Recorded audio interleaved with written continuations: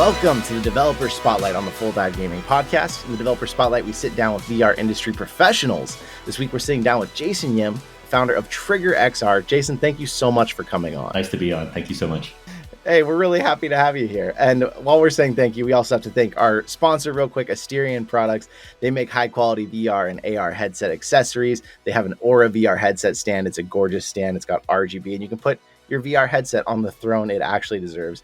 Check them out on Amazon. If you use code FULLDIVE10, you'll save an extra 10% on their products. Jason, I'm pretty excited to have you on here because we talked to developers, we've talked to content creators, gamers, but I think you're the first person that's ever a professional in the XR industry, which I'm really excited to talk about. But I do wonder if our listeners may be a little unfamiliar with what XR is. Do you want to talk about what the term XR means and what it includes? Yeah, sure. And it is funny, there aren't many of us out there.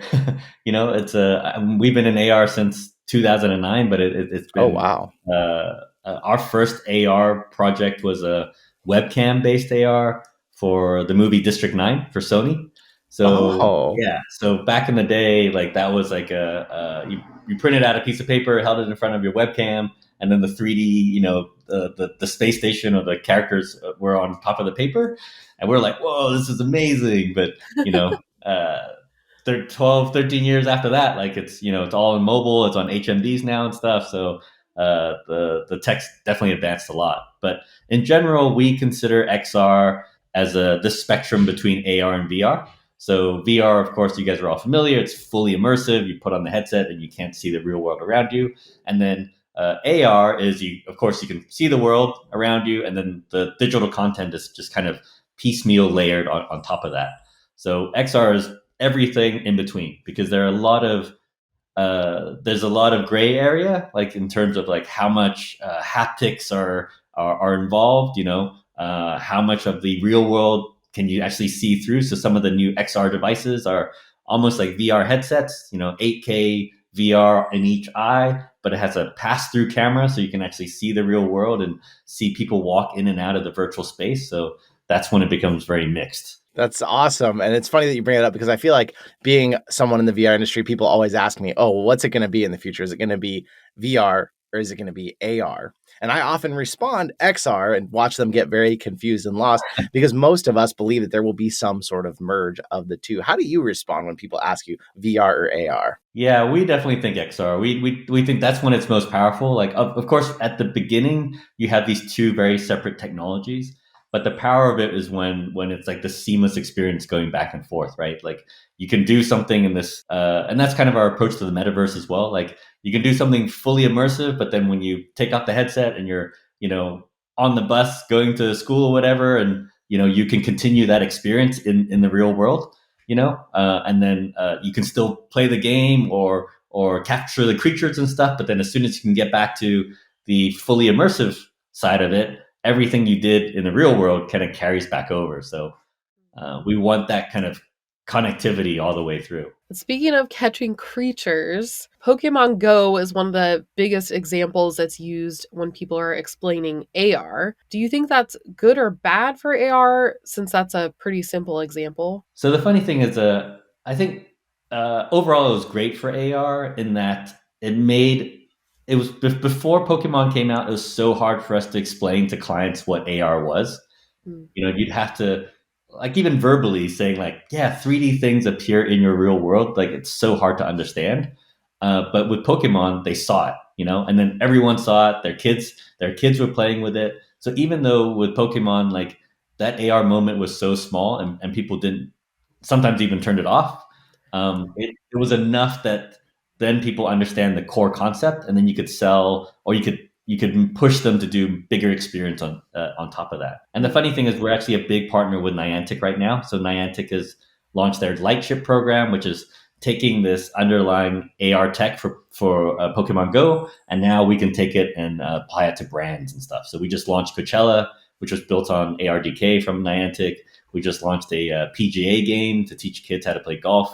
That was all built off of the same tech that Pokemon Go is sitting on. Nice. That's funny that you mentioned that, because I was even thinking to myself, and this is actually our next question. The space is new. VR is still new. People at least know what VR is by now. But AR has had a few moments where it's starting to kind of get into the mainstream. People have some idea what it is. When brands come to you, do they know already, okay, I want this exact idea done in AR or XR? Or do they kind of come like, I don't really know what I want, but I want you to help me create it? Yeah, I mean, there's usually some mix between the two.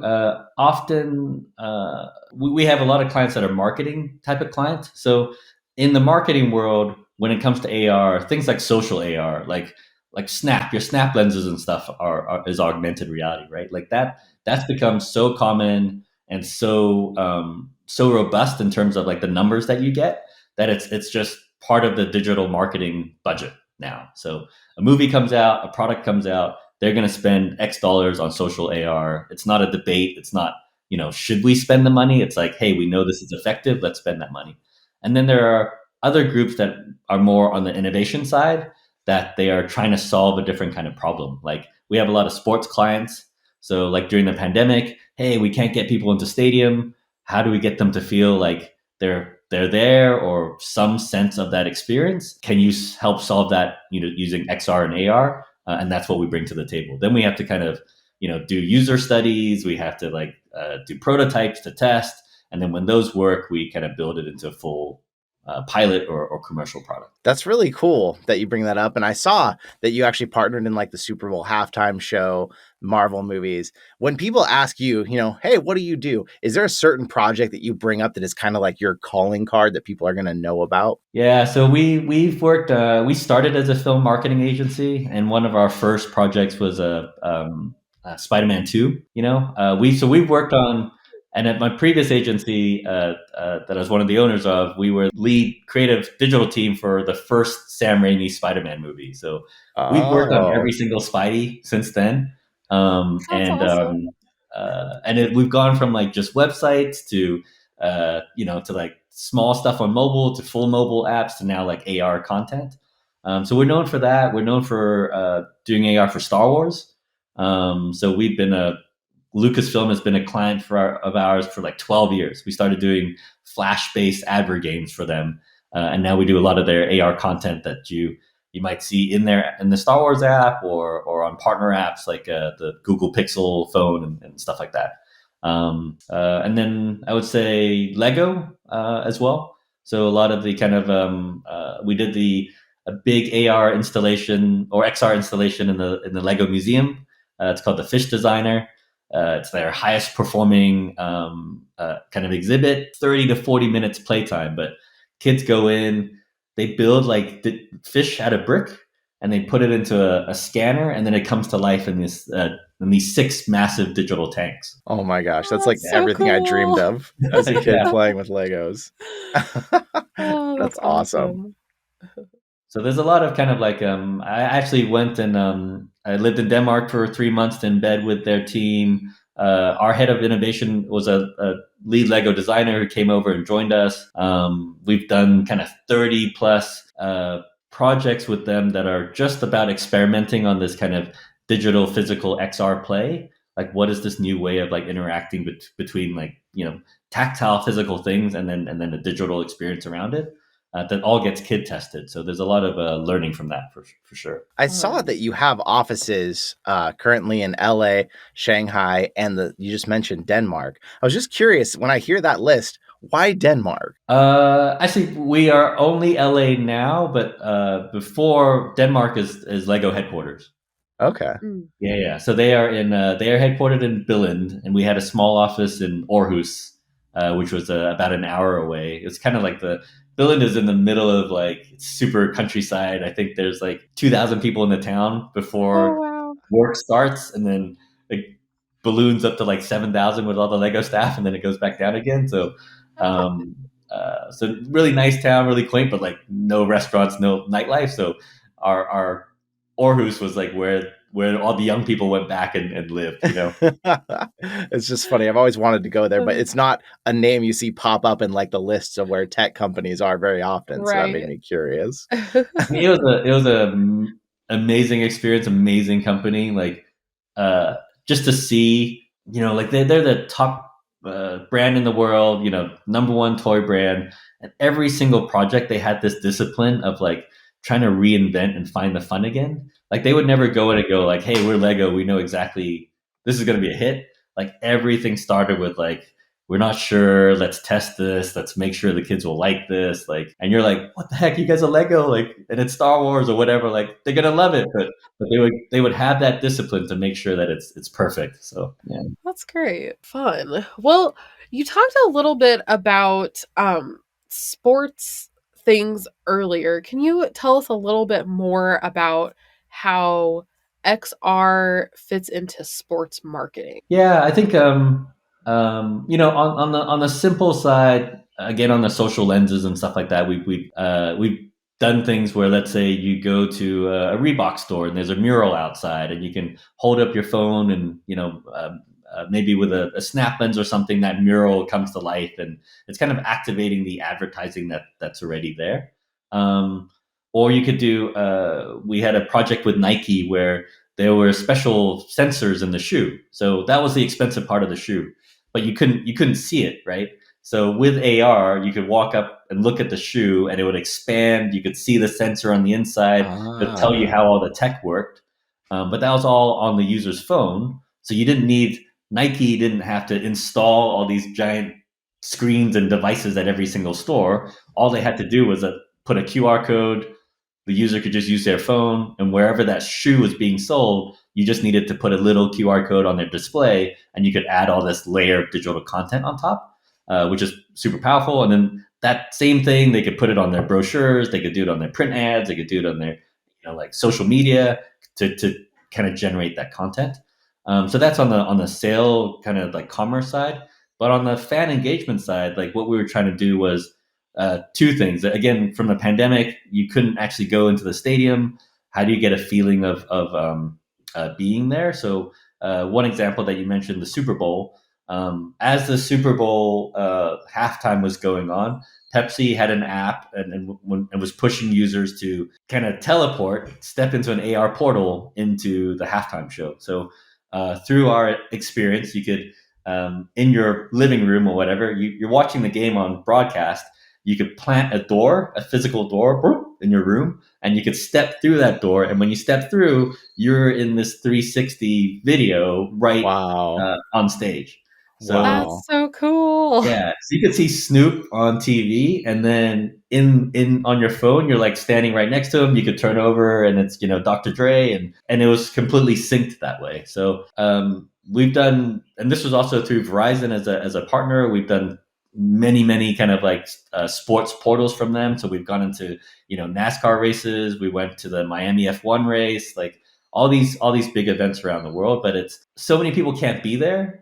It's such an exclusive experience sometimes. So this using AR to portal into it is really powerful. And with the Super Bowl experience, like the numbers were incredible. It's like hundreds of thousands of people in the portal at the same time, and they stayed like the length of the performance. It wasn't like hey, this is just a little gimmick. Oh, that's cool, and I bounced out of it. It was like, wow, this is really interesting to be in both places at the same time.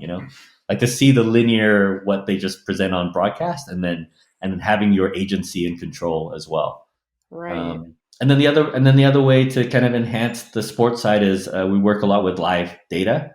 So I think especially probably with kind of your younger viewers and how people are starting to consume sports, and with betting and stuff, like there's a lot more interest in kind of diving a little bit deeper into the plays. So in stadium, you may not get even the broadcast type of information. In AR, we can bring that up, so it could tell you the distance of the next down, or all the basic stuff that you see in broadcast. But then at home, we can add even deeper layers of information, right? You could pick individual players and just present their stats in real time in your room, floating next to your TV. And the most we've done with that is with NHL. We did a project where the players actually had chips on their uniforms, and the puck had a chip. Oh. So it's real time telemetry from an NHL game, and then we took that telemetry, and you could put a rink on your tabletop or on your floor, and it was all synced in real time. That's so cool. You could tap on any player, and it'll tell you their speed and like shot speed, all this sort of stuff. And the NHL had never. It wasn't like baseball that's had that kind of those stats for many years. Like hockey is so fast, they never had that until they put in that technology. So now you can see all this like data that you never had. Wow. That is it's so really cool. Changing kind of that sport kind of engagement and enjoyment, I think, in the future for sure. Yeah, you're making some of it this all stuff more kind of reminds interactive. me of like you know, those futuristic shows like Black Mirror. I know usually Black Mirror is kind of more negative side, but you know, just futuristic shows that show like, oh, you see something and you just kind of like tap on it and you see all this information. Do you see like a future of having, you know, contact lenses or something like that where people can interact in real time with their environment and have all this extra information and things like that? For sure. I think like it's gonna be, and it's not that far off, I don't think. So like one thing that Niantic is doing that we're helping them with is this thing called a VPS. It's called Visual Positioning System.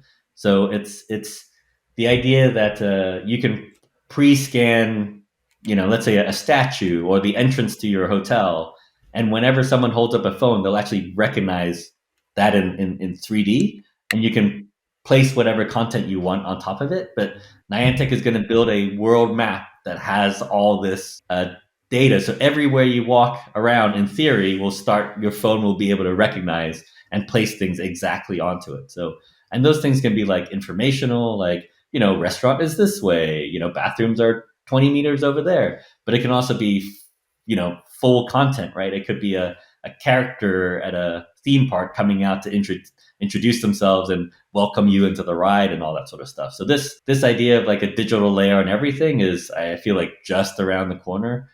Actually, at AWE, we went and tried the Mojo Vision, the AR contact lenses. I don't know if you've seen that, but so that's already in development. Like they already have an ability to, in such a small space, be able to display all this kind of content. It's not 3D yet, but you could put it in your eye and then you can actually see information all around you. Crazy thing is, if you close your eyes, you can still see it. So, weird. I never thought about that. It's so interesting because AR has so many exciting facets that I feel like we barely touched on yet in the world. And it's so, it can be so much for all of us. I think about like a motorcycle helmet that shows you the directions you're going on the road instead of having to rely on looking down at a phone while you're trying to ride a motorcycle, something like that. That's absolutely amazing. You're doing all this. And the contact lens, I never thought about the fact you could still see it when you close your eyes. That is really wild. There's and then it's funny you talk about the motorcycle side. Like we work with a big car company with their advanced design team. So they work on cars that are 10, 15 years out. And we're using all this tech to try to tell that story, but also try to predict how it will work in the future. So yeah, super interesting. They call it HMI, the human machine interface. Like what kind of display stuff should we show? How much is too much? Like I remember one of our first projects, we were so excited, like, oh, what if you could project all this stuff around you? Like you look everywhere and there's like digital information everywhere.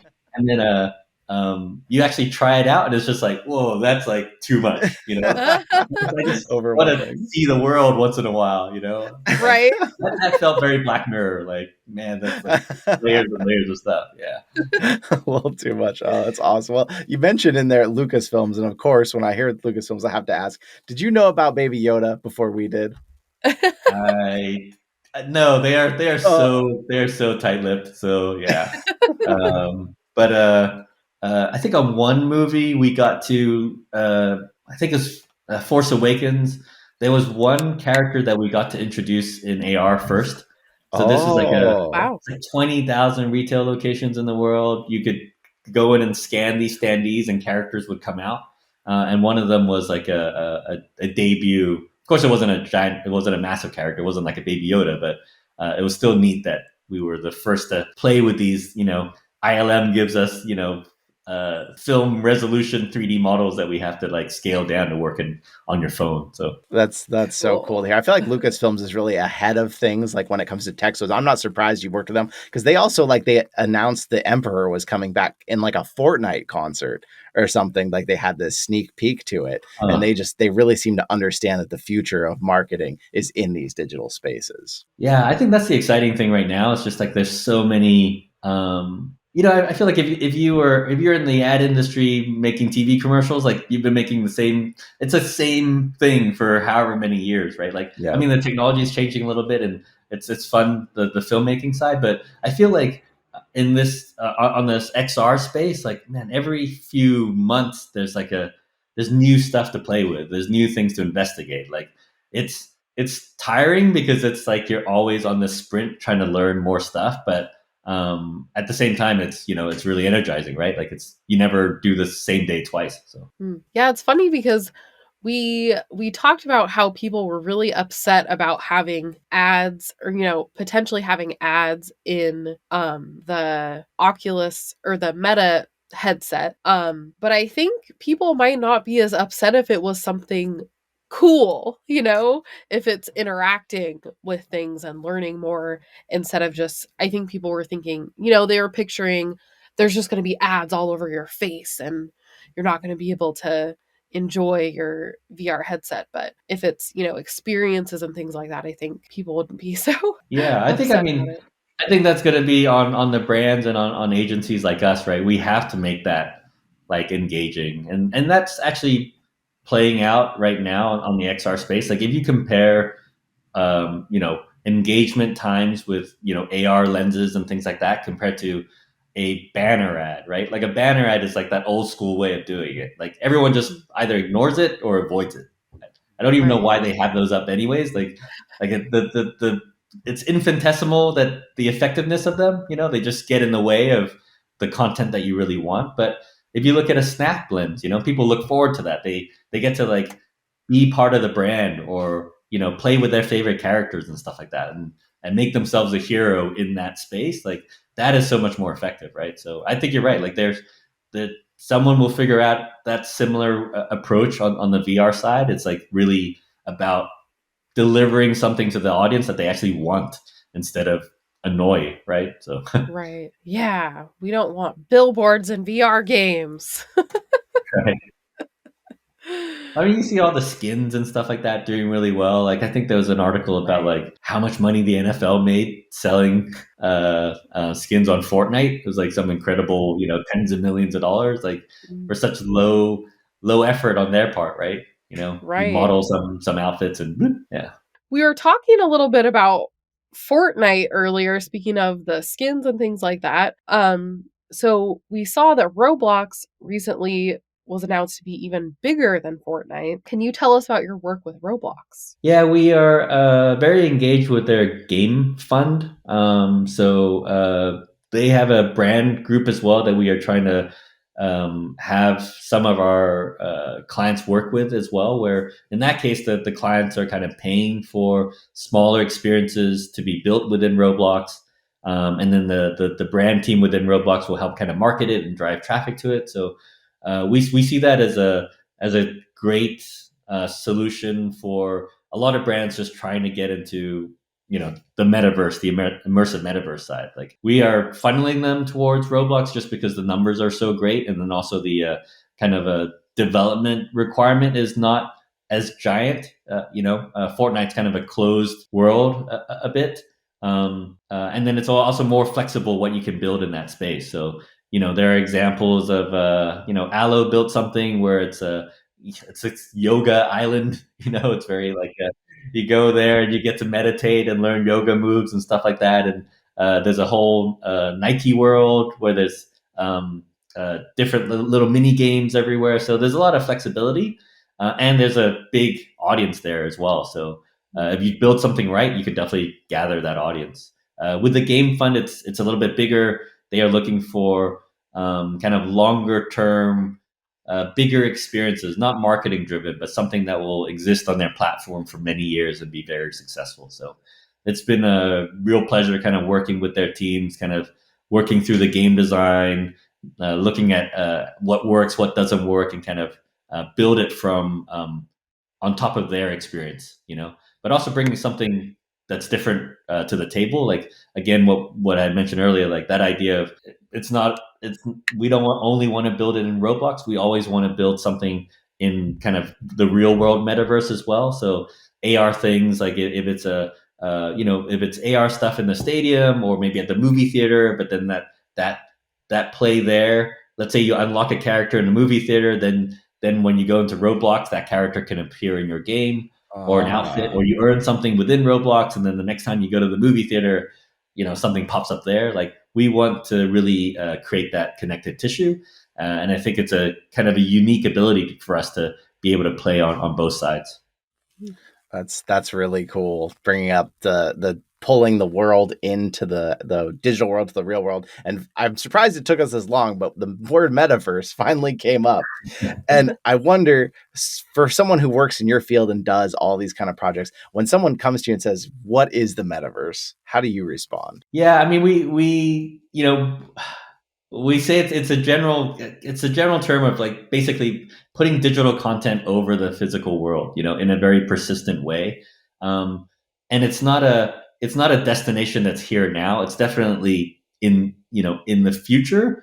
But it's being built by all our big partners now. So it's not going to be one group that wins the metaverse. That there are so many other pieces that need to work for that to happen. So there are big hardware players, there's the Verizons and the big telcos of the world that need to provide that connectivity. There's the people like Qualcomm that are providing the chips for the headset, and then the actual headset manufacturers, and then of course players like Meta and stuff as well. So it's going to be this whole idea of, like, this is one destination that you're going to go to for the metaverse. I don't think that's going to happen. It's going to, like the internet, like the phone, there's all these different, I don't want to be in character to walk into a bank in the metaverse to go wait in line and then go up to speak to a metaverse teller to go take my money out, right? Like, oh my God, like, I have a phone where I could just do that in like 5 seconds. Like, why would I want that experience? And same thing with even right now, like when people are doing metaverse retail, and it's you can see its very beginning steps, right? Like, they take the retail store and then they just put it in 3D, and you're like, well, like, is that really an advantage? Like, shouldn't it be more like the Matrix, where you're like, hey, I want guns, and it's just, and you can just, I want a party outfit, blah, blah, blah, like, I want it in blue, blah, blah, blah, it all changes to blue. Actually, changed my mind. They should be, I'm looking for like a pink dress that goes with whoop, and then it all changes in real time, right? Like, that's the interaction that we're trying to find, not like, hey, it should be the same as a store with limited inventory, limited sizes, and I gotta walk all the way to this other corner to try this pair of pants when my shirt was on this other corner, right? Like, that doesn't make sense. So yeah, Right. people get stuck in the way it is now and thinking we have to make that virtual, but we got to realize that we don't want to do things the way we're doing now. If we're in the virtual world, we need a new way to do things. It needs to be cooler. It needs to be more fun. yeah. It's limitless. Why would I want to stand in a Nike store and look at shoes on a shelf like I can do in real life? That's not any better virtually. So I agree with you there. I think, like, but you have to experiment, like, I think people Yep. have to, I think that's the thing. And, like, you have to try, and then you do a little bit of innovation. Like, sometimes if you go too far, then it confuses the consumer, right? Like, I've never been into a store where I can just say what I want and it just pops up and appears in front of me. But, like, you can kind of take them on that journey over time. So I think you do have to start closer to present day and experiment and see what works. And then people get used to that, and then you just go further along. So if you think about, like, when the smartphone came out, like the apps that first happened then, and then what apps we're doing now, I mean, it's completely different, right? Like, how much banking has changed, how much, like, getting a vehicle like an Uber, like that's a complete different experience, So it'll evolve, and that's fine. Yeah, it'll be a fun journey for everyone. Yeah, we can be like Lego and we can, experiment and figure out what actually works. Yeah. I really like your description too of the metaverse, because I feel like what we've heard from a lot of people is kind of a vision of it just being a virtual world only. And I like this idea, and I think it makes a lot more sense that it's not just having everything be virtual, it's bringing stuff in kind of like what you're doing already, having like a seamless flow from the real world to the virtual world to, stuff on your phone and things like that. Like, I feel like you're already having the beginning steps of that with what is already happening right now. And then we'll just see it be more and more seamless. I think that makes Yeah, so we much more really. sense than what I've heard from a lot of Oh, people. thank you. Yeah. We really think it's going to be this two sides of that same coin, right? Like the real world metaverse side, which is more AR based, and then the immersive metaverse side, which could be kind of desktop now or VR later on. But ultimately, it'll work on every single device and all like interconnect all experiences on all these different devices. So That's I like that you also compare it to the internet, because that's what I usually do when people ask about the metaverse. Like, the internet has so many companies working that keep the internet alive. We need providers, we need our devices, our gateways into this internet. You can't just get into the internet in your head. You need a gateway. And metaverse seems like it's kind of the same thing. So a lot of people assume right now, oh, it's got to be all VR, so we all need VR headsets, but it's not. You brought up phones, AR devices, contact lenses. These are all things that can be our gateway, but we're still not mainstream. And people say, oh, well, for a product to be considered mainstream, it needs to be 50 million or 100 million units have been sold. What do you think about that through the lens of the fact that, yes, we don't have 100 million VR headsets, but we have well over 100 million phones already? yes, I mean that's actually why like we tell our clients like, hey, if you want to dip your toes, I mean we're chasing the user numbers, right? So and we're chasing reach. So I think there's 6 point something billion smartphones that can run AR right now. So if you look at that versus like 10 million VR headsets, like that seems like an obvious choice. Like if you're going to spend some money, you want to reach a broader audience, go towards the AR smartphone side. But then if you want to touch on the immersive, that's why we find partners like Roblox that has that scale already. And that's where we think your dollars are going to go further. But we still encourage our clients to experiment as much as possible. I think there is an advantage to being first and learning first, because when you look at these transition to the smartphone world, like these big companies that were slow to transition, they lost really fast. I mean, it was amazing how you had big companies just suddenly disappear in like a 8-year span that had been there for 100 years before. So I feel like that same innovation cycle might even be more vicious when it comes to the metaverse. So with this kind of shift in thinking of, instead of having 100 million headsets or something like that, going with what people already have these phones that have AR capabilities. Do you think that this means AR or XR is already mainstream? Yeah, I mean, I think it's mainstream in kind of little pockets, right? So if you look at numbers from Snap, the amount of AR engagement that they get every single day, or the amount of their like 70% of the audience is doing something in AR, multiple times a day, right? Like, so for the younger target audience, like that's just it's not new. It's just part of daily activity and daily behavior. So the great thing with that is you can always just build on top of it. So it's that's why it's so important. Like when it comes to when the world is ready for everything in AR on headsets, the fact that you've been doing most of it on the phone and it's like a little bit of a transition, that's going to lead to adoption, right? Like, hey, I'm already doing this kind of behavior. It's useful. It's super fun on my phone. Now it's going to be hands-free and even easier on my headset. Like that's an easy sell versus like, hey, buy this headset. You've never done this thing before. You've never had this kind of experience. We're trying to tell you that you're going to really like it. Drop $200 or $300 and buy this headset. That's a hard sell. So.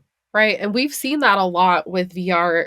If people are skeptical, it's hard to get them to try it. And especially, there's not a lot of places where people can just try it before buying it. So I think that is a really good point, that could be an easier transition for people than straight VR blocking out, all of reality. So that makes a lot of sense. And it's funny, like we've been working on the HMD space for quite a while. We've done a lot of work on all these different devices, and so recently with Qualcomm, there's this new, they have a product called Snapdragon Spaces, which is going to be this authoring and operating system for many head mounted devices. So before, when we needed to build an experience on HoloLens and then let's say Magic Leap and then Unreal, like we would have to rebuild it every single time. With Qualcomm, what they want to do is it's almost like an Android solution. Like I build it once on their platform, and then it works on an LG headset, it works on a Samsung headset, it works on a Lenovo headset. Like that's kind of the promise. But in the early days, we were always pushed to do kind of like big eye candy stuff that would like wow people when they put it on. And then now this second round, like a few years later, it's all about utility. It's like, how do you find something that like is super useful that people can put on and understand what that benefit's going to be? So I think we've gone past this phase where it's like just impress people with 3D graphics. It's about hey, I need to understand why this is going to be useful and powerful for me on a day-to-day basis. Right. Definitely. It's very impactful the way you're doing things.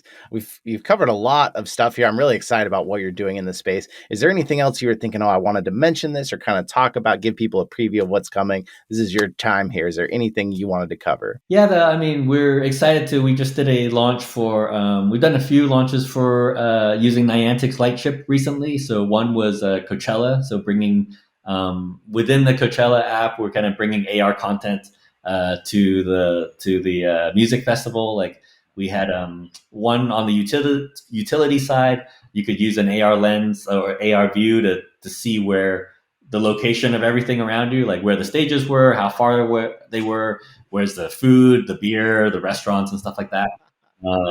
Very useful. And then, but then we also had an experiential thing where you could add this AR layer to the world around you. So, and then there's certain things like Spectra, which is a big tower at Coachella.